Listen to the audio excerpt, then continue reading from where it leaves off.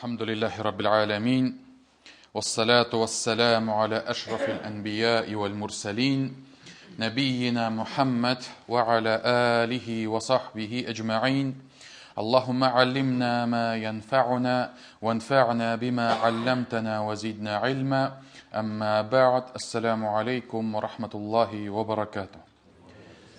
Итак, на прошлом уроке я перечислял вам некоторые определения Всевышнего Аллаха, когда Он, повествуя о сердцах людей, упоминает некоторые качества, некоторые признаки этих самых сердец. И в первую очередь, конечно же, мы говорили с вами про те сердца, в которых есть недостаток, или которые уже больны, или даже мертвы. Мы с вами говорили про слепоту, то, что Аллах Тааля говорит поистине, это, говорит, слепнут не зрение, не глаза у людей, да, но это слепнут сердца, которые находятся в груди. Мы с вами говорили про кифль, да, про клетку, то есть когда сердце помещается в клетку, да, и ничто не может ни проникнуть туда, ни выйти оттуда. И человек, который удален от истины, который удален от слов Всевышнего Аллаха, у которого отсутствует либо слаб иман, он подобен тому, что как будто бы его сердце находится в клетке, ничто не может туда проникнуть. И также Аллах Тааля в Коране упоминает про запечатывание сердец. Аллах говорит: «Хатам Аллаху аля кулюбихим». Это когда Аллах Тааля описывает лицемеров, да, Аллах в Коране, в суре Бакара, в самом начале говорит: «Хатам Аллаху аля кулюбихим». Аллах говорит, запечатал их сердца. И сделал таким образом то, что все, то есть это сердце уже, получается, ничто туда не проникнет, оно полностью закрыто. И в другом же аяте Аллах Тааля говорит: «Таба Аллаху аля кулюбихим». И тоже на русский язык можно перевести как Аллах Тааля их сердца запечатал, но в этом как раз таки и проявляется вся красота Корана, вся красота арабского языка, на котором был ниспослан Коран, что на русском языке эти слова будут звучать одинаково, однако в арабском языке их смысл немножко отличается. Запечатан, хатама, имеется в виду закрыт, запечатан, все, больше не проникнет. А табаа запечатан и изменен таким образом, что это уже стало сущностью сердца. Все, как сказать, это сердце, оно уже неисправимо. И поэтому, вот когда читаешь подобные аяты, и читаешь тафсир, и стараешься понимать эти смыслы, да, то, субханаллах, еще больше становится яснее, и это еще больше, это предостережение становится важнее для верующего. И также вот в хадисах пророка, саллаллаху алейхи вассалям, говорится, да, известный распространенный хадис, хотя некоторые ученые говорят, то, что он слабый, что если человек без каких-либо причин пропустит 3 джумга подряд, не будет присутствовать, Аллах запечатает его сердце. И поэтому вот, мы все должны знать, да, что религия ислам мужчине, полноценному, здоровому, да, находящемуся в ясном рассудке, он обязан посещать джумга. У него есть в шариате предписанные какие-либо уважительные причины. Заболел, был в сафаре, например, там, да, или его удержали, ему запретили выходить там или посещать, да. Это одно, как, например, было в пандемии.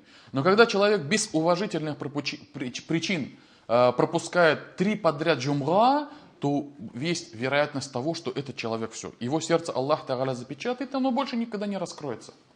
И поэтому это, конечно же, должно нам напоминать о важности, чтобы наши сердца были здоровыми. И также Аллах Тааля в суре Ан'ам говорит: «Ваджа'альна аля кулюбихим акиннатан айяфкахуху, вафи аданихим вакра». И мы установили на их сердца покровы того, чтобы они уже перестали понимать, и сделали в их ушах глухоту. И каждый раз, когда они будут видеть какие-либо знамения, они не будут веровать в эти знамения. И, субханаллах, это подтверждает то, каким образом многобожники реагировали на призыв пророка, саллиллаху алейхи вассалям. Каким образом они видели, осязали, смотрели на знамения, которые Аллах Тааля давал посланнику Аллаха, саллиллаху алейхи вассалям, и это никаким образом это не приводило их к истине. И Аллах Тааля говорит: установили на их сердца покровы, а в их уши заложили глухоту, или пробку даже, как можно сказать, да? И поэтому также один из примеров этого, что сердца могут быть окутаны покровом, закрыты, скрыты. Также Аллах Тааля в Коране говорит нам про то, что некоторые сердца, они будут как раз таки скрыты, покрыты, хиджаб. Вот слово хиджаб, да, хаджаб Аллах, да, вот это вот смысл, когда мы говорим хиджаб, перед нами сразу же предстает то самое платье, которое носит мусульманка и которое, да, призвано закрывать ее гаурат. Вот слово хиджаб, да, это не определенная какая-то форма платья, такой фасон, такой формат, такой цвет и так далее. Хиджаб это та одежда, покров, который будет скрывать гаурат женщины, и не будет не выдавать ни ее форм, ни ее, я не знаю, там, размеров и так далее, да? Нет, будет скрыто от посторонних глаз.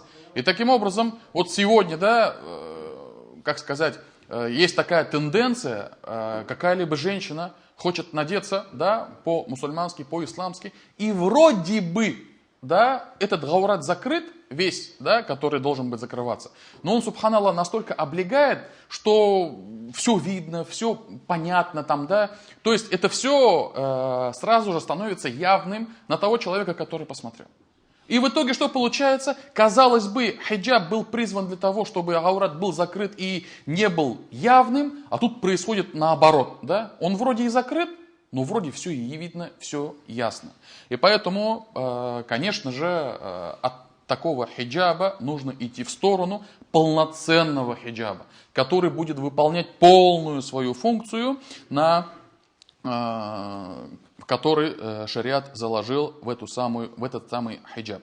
И также Аллах Тааля в Коране говорит: и мы в тот день, в судный день, для неверующих покажем истинным образом джаханнам. И тот джаханнам, глаза которых были закрыты от моего поминания, и они не могли слышать. И вот это вот то, что их глаза были закрыты, а их уши не могли слышать, ученые говорят, что тут несколько смыслов. И один из первых смыслов это то, что когда человек видит своими глазами, слышит своими ушами, да, его сердце, вроде его разум, все это есть, но он абсолютно слеп в отношении знамений Всевышнего Аллаха. Он абсолютно слеп на те доводы, да, которые его окружают. Субханаллах, куда бы мы ни оглянулись, ни посмотрели, та же самая природа, те же самые животные, то, что Аллах Тааля каждому из них дает ризк, дает им пропитание, у них есть начало, жизнь, есть конец. И люди то же самое. Кем бы он ни приходил в этот мир, кем бы он ни становился, у него всегда начало и всегда будет конец. Вечно никто не пришел. И вот над этим он не размышляет, он не думает, он не приходит своими измышлениями к тому, что у всего этого есть Создатель. И поэтому вот это та самая слепота глаз, та самая глухота ушей, когда знамения Всевышнего Аллаха ему бесполезны. Это первый смысл.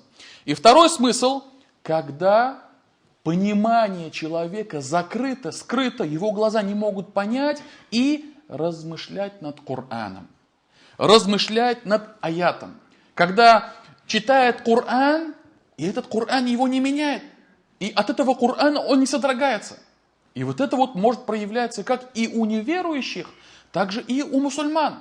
Субханаллах, вот просто задайте себе вопрос, да, когда я последний раз, мое сердце содрогалось, когда я читал Коран, когда я читал какие-либо истории из жизни пророка, саллиллаху алейхи вассалям, какие-то истории, которые случались со сподвижниками, да, где было большое назидание. Когда мы последний раз плакали? Нас, субханаллах, с малых лет, вот наш менталитет вдалбливают, ты мужчина должен терпеть там и так далее. С самого малого возраста, ты что, девочка что ли, что плачешь, терпи там и так далее, субханаллах. И нам вдалбливали, нас воспитывали, что плакать это качество слабого. Мужчина этого недостоин. Но когда мы говорим про веру в отношении Всевышнего Аллаха, плачущее сердце, плачущие глаза, это как раз таки те, которые спасутся в судный день. Посланник Аллаха, саллаллаху алейхи вассалям, сказал, то, что 2 вида глаз не попадут в ад. Первый вид глаз, это который не спал, был на вахте и охранял границы мусульман, защищал мусульман. И второй вид глаз, это тот, когда остался один, вспомнил Аллаха и заплакал. И поэтому этот вопрос нужно задавать нам самим. То есть не перед кем-то бывает же иногда человек показушно, так специально, как будто он хочет проявить свое благочестие, свою богобоязненность, на людях это делает. Может быть, чувства могут его, осилить, да, и он действительно и на людях может расплакаться от чтения Корана. Это Аллах, все наши сердца в руках Аллаха. Но когда вот он один, когда нету перед кем понтоваться, нету перед кем делать показуху, проявляется ли это у нас? И субханаллах, в Коране есть суры, которые спокойно невозможно читать. Прочитайте суру Ибрахим. От начала до конца, как Аллах Тааля повествует про свои блага, которыми Он одарил верующих. Что было с Ибрахимом, какие он дуа делал. Неужели эта сура, она оставит нас спокойно? Неужели она нас каким-то образом не заставит нас содрогнуться, не заставит нас немножко, измениться в лице хотя бы? Я уж не говорю про слезы. Прочитайте суру Зумар, когда людей будут толпами гнать кого-то в ад, кого-то в огонь. Неужели эти суры могут оставить нас безразличными, бездушными, неизмененными? И поэтому второй вид, когда глаза слепы, а уши глухи, они могут касаться и верующего. Читает Коран и не испытывает своего содрогания. Читает о пророке Мухаммаде, саллаллаху алейхи вассалям, что-либо, и он этим не проникается. Читает истории, допустим, сподвижников, табиинов, об их праведности, об их благочестии, об ученых, да, это на него никак не влияет. Прошлые века, сейчас другое время, сейчас по-другому нужно действовать. Субханаллах. И поэтому, уважаемые братья, вот это вот виды сердец, которые Аллах Тааля описывает.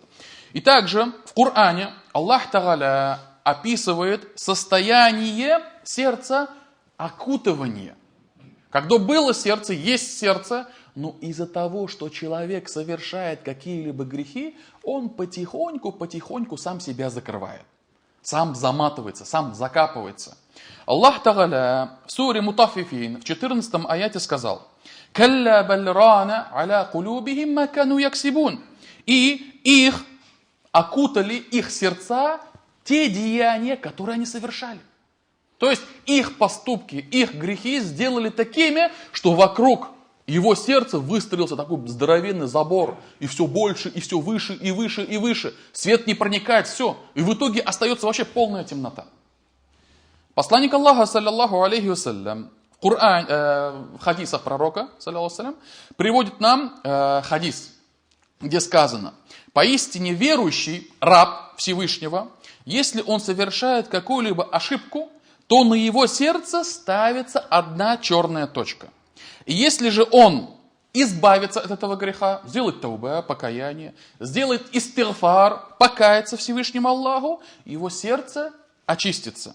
Но если эти точки будут увеличиваться, то они будут увеличиваться настолько, что его сердце будет окутано от поминания Аллаха. И затем посланник Аллаха, саллаллаху алейхи вассалям, прочитал этот аят.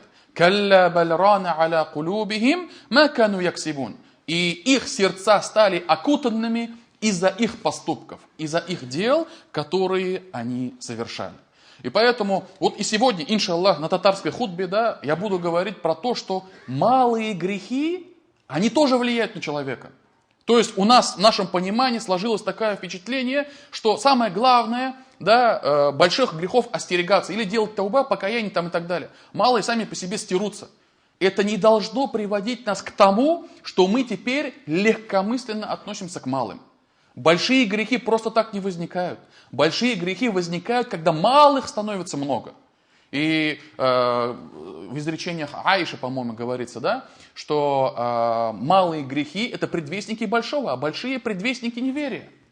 И поэтому малые грехи бесследно не остаются, не уходят. И в одном из хадисов посланник Аллаха, саллаллаху алейхи вассалям, сравнил малые грехи ветками. Представьте, говорит, да, он говорит, остерегайтесь малых грехов, и представьте, что люди где-то собрались, остановились на ночлег или отдохнуть там, или что-то собраться, да, и каждый из них принес, говорит, по маленькой ветке, чтобы разжечь костер. Одна ветка, сколько она прогорит? Минута, 30 секунд, 15 секунд. Ты с этого что-то можешь сварить, кастрюлю поставить, суп там и так далее? Нет, одна ветка быстрым махом сгорает, да.